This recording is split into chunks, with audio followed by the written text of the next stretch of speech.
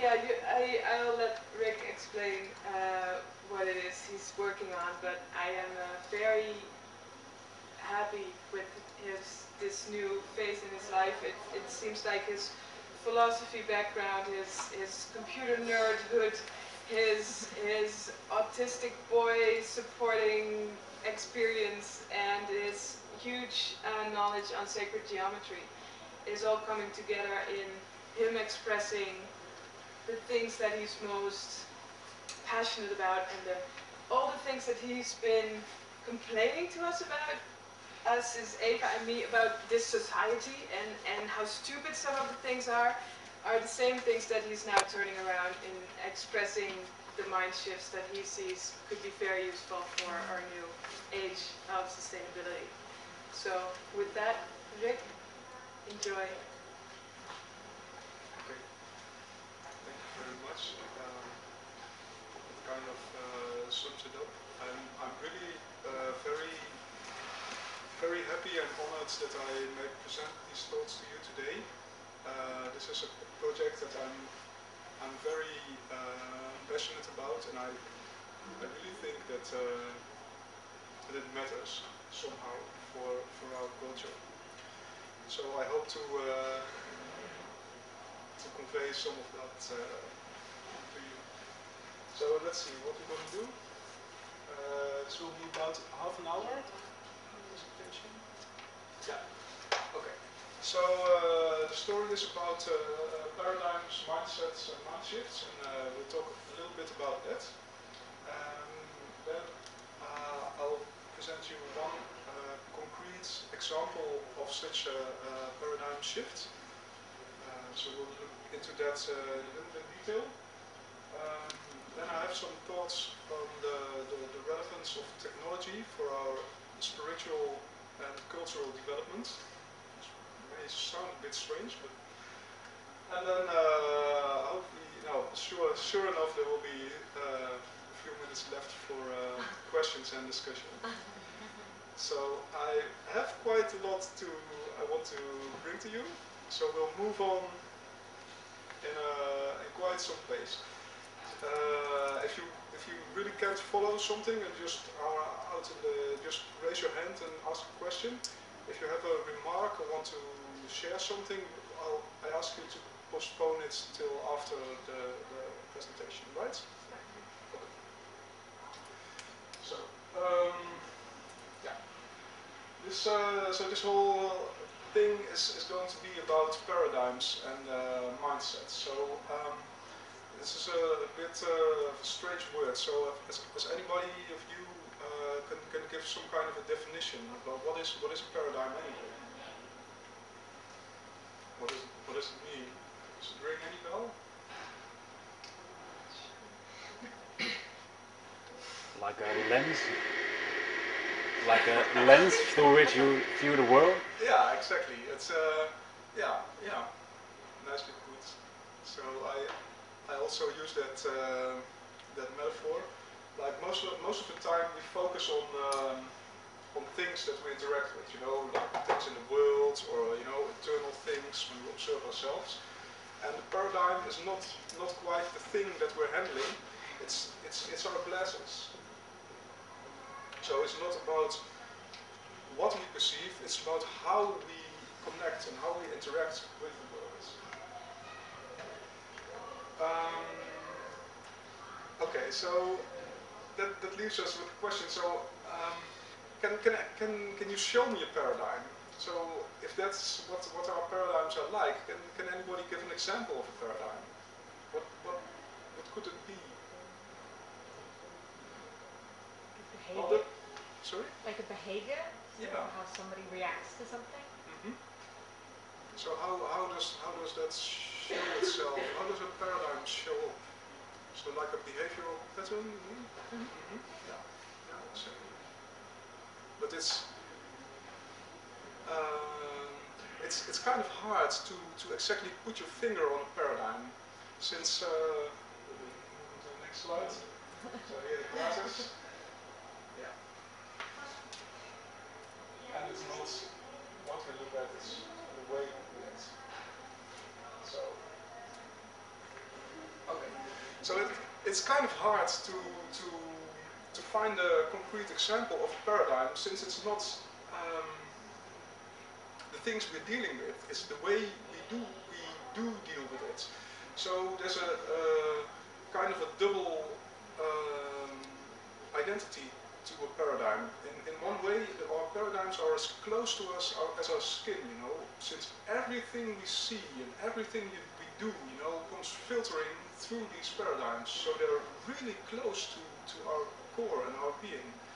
And yet, since we never study them, objectify them or assess them, they're kind of, you know, I guess I have a paradigm, but they're very alien, like the other side of the moon. We don't normally see them. So this is an interesting thing of the paradigms. So okay, to make it a bit concrete, what does a paradigm look like, and what can we learn if we shift, if we have a shift of paradigms? So we look at a historical example, namely gravity.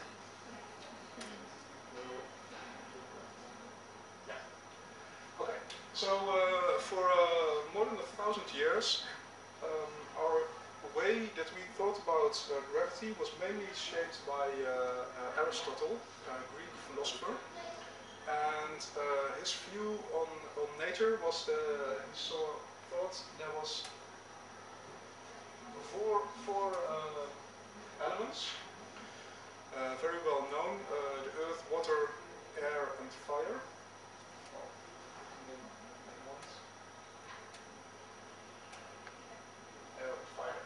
So these four are not, you know, earth is not the same as soil or dirt, and the element water is not the same as the stuff that comes from the tap. Everything we encounter in this world is made of a mixture of those elements. So my body would be composed mostly of water and earth. Yeah, thanks. Okay. Well, Aristotle said there's a natural place in the world for each of those elements, and something that's composed mostly of earth and water, it wants to fall down because that's where it belongs. And something that is composed of mostly of air and fire, it will rise up naturally. And this is the way things work. Well, for us this sounds a bit stupid and strange, but I ask you to keep in mind that for more than 1,000 years, this was really the way pretty much everybody perceived gravity and reality.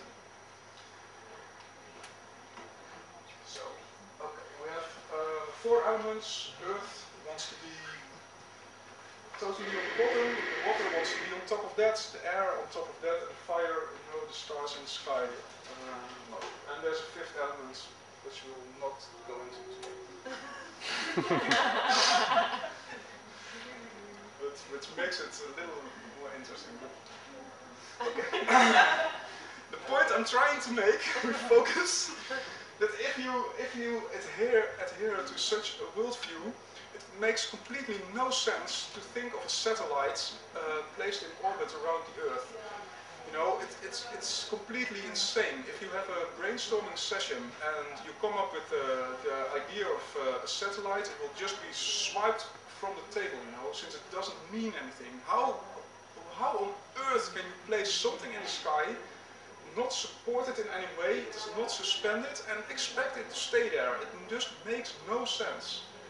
Given the worldview of Aristotle, it's just completely implausible to develop anything like a satellite. It just will not happen.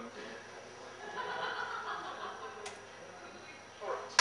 So, we skipped 1,000 years, then came along Newton, along with, you know, Kepler, Galileo. He didn't do it all by himself. Along comes Newton, who has a different view on what is happening here. So Newton says, bodies don't want to be anywhere in particular. It's just that bodies with mass attract each other. So,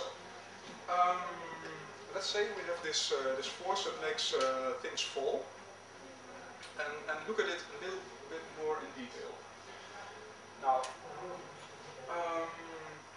let's say I'm standing here on this this mountain side, this hillside, and I throw something away.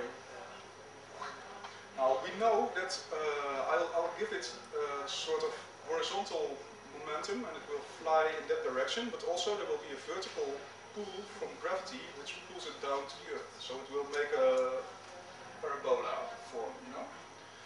And if I throw harder, it will go land further. And if I throw it further and further, it will land here, then it will land here, then it will land here, then it will land here. But if I, you know, if I throw it like really, really hard, I can throw it so far away that it will fall over the edge, over the edge of the horizon, you know. It will kind of like, it will fall to the center of the earth, but since the earth is curved, it will fall like over the edge. And if this thing that I throw is not, there's no, what do you call it? Resistance, yeah, thanks, from the air, it will not slow down and it will continue to fall around the earth. So in this way, we can see that in the picture of Newton, it is the same force that makes the apples fall, and also it pulls, it makes the planets fall around the sun.